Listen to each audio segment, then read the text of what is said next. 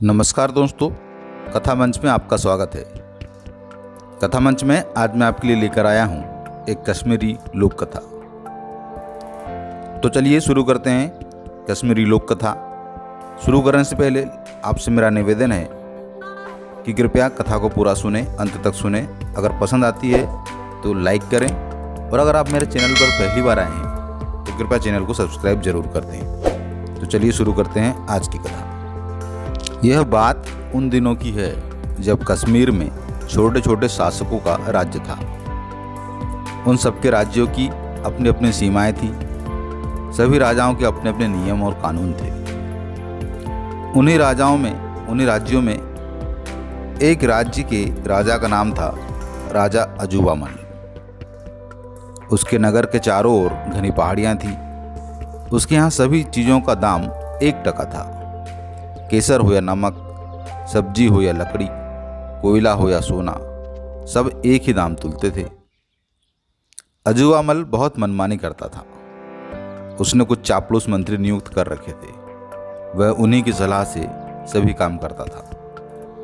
बेचारी प्रजा डर के मारे कुछ नहीं कहती थी। उस नगर में शिकायत करने वालों को ही जेल हो जाती थी।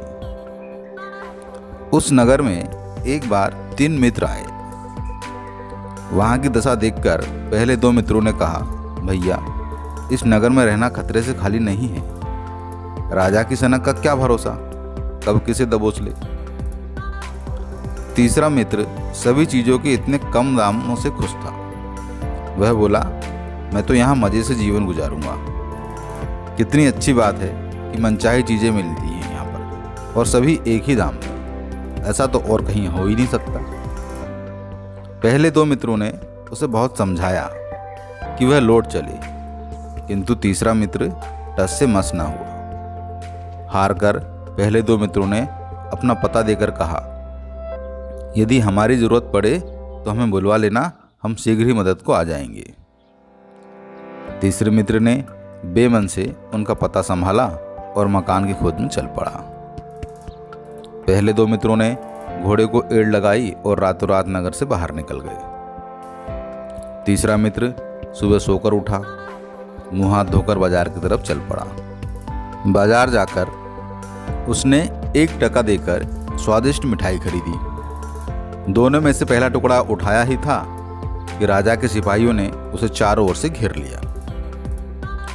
हुआ यूं कि पिछली रात राजा के महल में चोरी हो गई थी, और राजा ने आदेश दिया था कि जो भी अजनबी नगर द्वार से भीतर आया है, बेशक वही चोर होगा, उसे फांसी पर लटका दो।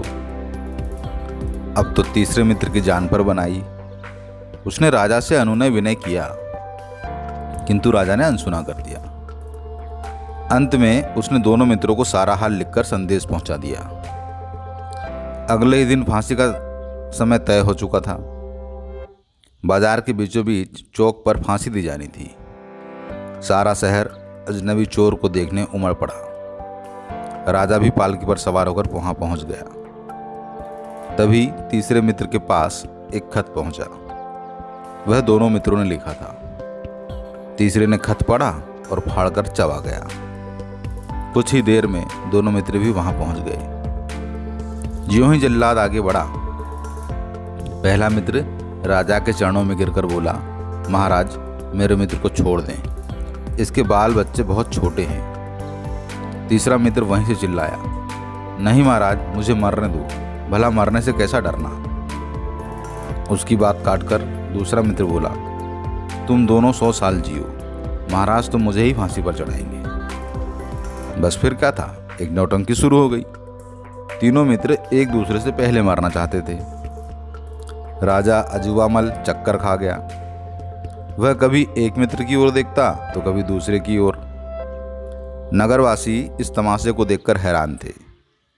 अजूबामल ने तीनों मित्रों को अपने पास बुलाकर पूछा, मुझे सच सच बता दो कि तुम मरने के लिए इतने उत्सुक क्यों हो, वरना मैं सबको जेल में डाल दूंगा और तुम्हें नहीं मारूंगा। तीसरे मित्र ने योजना के मुताबिक हिचकिचाते हुए उत्तर दिया, महाराज, आज मरने की बहुत शुभ घड़ी है। इस घड़ी में मरने वाला सीधा स्वर्गलोक जाएगा, इसलिए हम लड़ रहे हैं। यह सुनते ही अजुआमल का पारा 7वें आसमान पर पहुंच गया। कड़क कर बोला, प्यारे मंत्रियों, शुभ घड़ी में मरने का सबसे पहला हक राजा को मिलना चाहिए। भला मेरे होते हुए कोई स्वर्ग क्यों जाएगा? मुझे शीघ्र ही फांसी पर चढ़ा दो। मंत्रियों ने सोचा कि राजा के मरते ही हम राज्य पर कब्जा कर लेंगे। उन्होंने एक क्षण भी विलंब नहीं किया और अजुआमल को फांसी पर चढ़ा दिया। प्रजा मंत्रियों की चाल भाप गई थी। उसने पत्थर मार मार कर मंत्रियों को अधमरा कर दिया। अब जानते हो नया राजा कौन बना? पहले मित्र को राजा बनाया गया, क्योंकि उसकी बुद्धिमानी से ही अजुआमल का अंत हुआ था। बाकी 2 मित्र बने मंत्री। नगर में उचित कायदे कानून बने और सभी सुखी से रहने लगे। तो दोस्तों, ये थी आज की कथा। उम्मीद है आपको पसंद आई होगी। पसंद आई है तो कृपया लाइक कर दीजिए। मेरे चैनल पर पहली बार आए हैं तो चैनल को सब्सक्राइब कर दीजिए। देखने के लिए धन्यवाद।